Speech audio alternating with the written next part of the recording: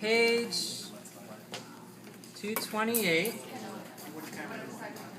Oh, I got it already set up. On page 228, we're going to be treating a T4-5 ERS left. So an ERS left, a T4-T5. Okay? Tell me what the components are. It's an ERS to the left. So what's not happening on the left side? Arthrokinematically, what's it not doing? Just had it stuck and it's not opening. Stuck closed, it's not opening. Which means there's a limitation osteokinematically of what? Don't say F right. Let's talk it out loud. Flexion.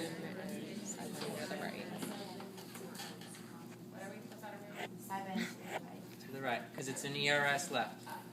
Okay, yeah, you guys got it. No problem. Just see. Why not, right? All right, so 228. So what we need to do is have somebody come on up. Jack?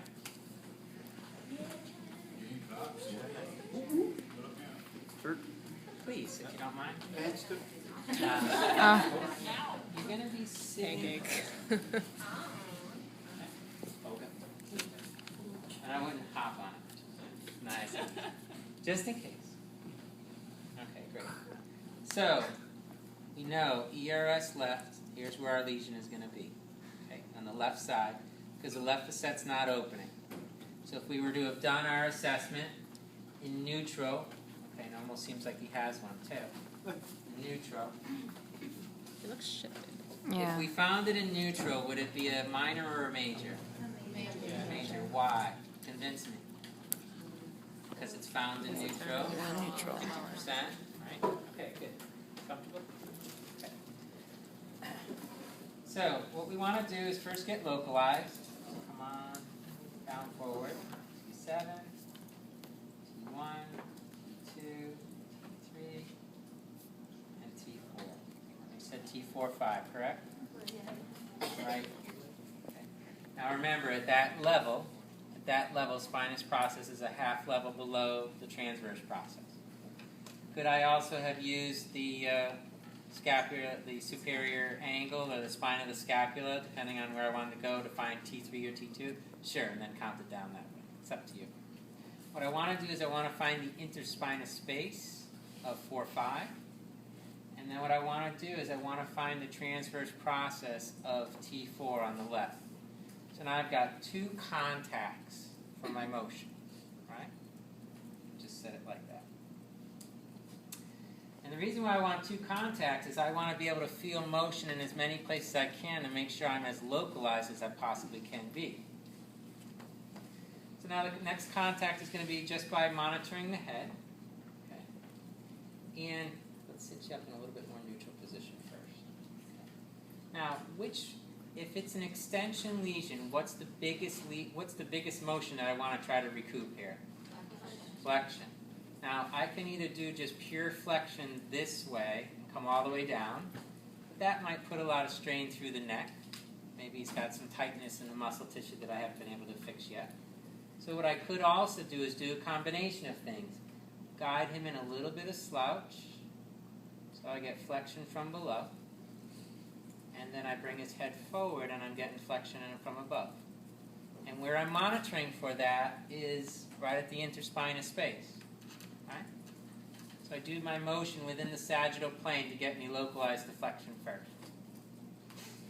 Then what I'm going to do is I'm going to make a contact here with my head. I can do all the side bending I want through the neck, right? But what if I also do a little translation to the left with my torso? And we already talked that translation in one direction means it's going to side bend in what? Opposite. Beautiful. Didn't mean to shoot y'all like that. I was doing my axes. That's what I was doing. So, going to allow for that flexion. I'm going to translate with my torso and my axilla, just over so slightly. For women, of course, breast tissue may be a little uncomfortable with contact. You can always have a towel or a thin pillow, just to act as a barrier. It really depends on your comfort and your patient's comfort. Coming in like that. Give a little bit of rotation. Just get that last little bit because we already talked about how it's the flexion and extension and the side bending component that really drives the treatment. Yep. What'd you say? Okay, very good. Sarah, localizing right to here.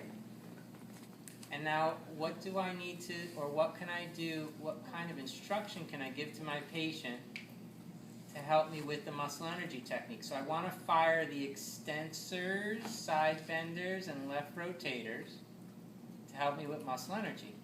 So what I'd like for you to do is I'd like for you to try to bend your head back to the left and look over your left shoulder. So I'm getting side bending and rotation to the left. Okay. And you're stabilizing with your hand? Basically. Yep. And my hand is providing what the osteopaths refer to as an unyielding force. Hold. We wouldn't want any motion to the lateral torso? Relax. I can do that too. But I didn't want to throw it all at him at once. First get him localized. Relax. Further flexion. A little bit of translation and rotation. So I'm coupling the side bending and rotation to the right with added flexion. Taking his left facet, which I'm palpating here, out of that closed position of ERS left. Okay. One more time. Good. And now what I want you to try to do is, as I block your shoulder girdle with my axilla, try to lift your right shoulder girdle up and side bend left. So you can bring your torso into it too, Miriam. Left? Yep. Oh, okay. Nope, nope. You're going to bring the right up, try to side bend left. Are you doing anything with your left hand, or you're just holding it there? Hold, palpating and monitoring. He's at the feather edge right now. Oh, Feather edge. That's right. Do no work. Do no work, do no harm. What I'm also doing is I'm following the transverse process out of its extended position. Good point, Dr. Mackles. Okay. And then after treatment, come back up. So again, the treatment was contract, hold, 1, 2, 3, 4, 5. Let's just go back into that position so we can drive that pump. Okay. Turn your head, try to side bend left. Good, hold. 1, 1,000, 2, 1,000, 3, 1,000, 4, 1,000, 5, 1,000. Relax. 1, 1,000, 2, 1,000, 3, 1,000. A little bit more flexion, A to P. A little bit of translation to create side bending right. A little bit of rotation right to drive the point. So once you have it, don't lose it. Try to get a little more. Yep. You always do the rest and then you relocalize. Never go back to the midline and then relocate that way. You've lost all the motion that you've gained. And I had a friend, Jeff, who would say you never pay twice for the same real estate. And never pay for something twice. We almost had to do that with pizzas yesterday, but we skirted that issue. So there, we applied that osteopathic principle there too. Thank goodness to their generosity. So now, what do I need to do? Just say, hey, Chad, that was awesome. We're done, right? Treatment? I don't have to check anything? Wrong. Go back and assess. So you can see where the left facet is. Come back to midline, come out. And if he was extended on the left side, he had the ERS lesion, am I going to check him in an extended position? No. Am I going to check him in neutral? I would because it was a major, but I'm definitely going to check him in the flex position, correct? So I start out in neutral, and palpate, he's symmetric, I'm looking down over my thumbs, now flex, good, and he's symmetric, so it's corrected out. That's it.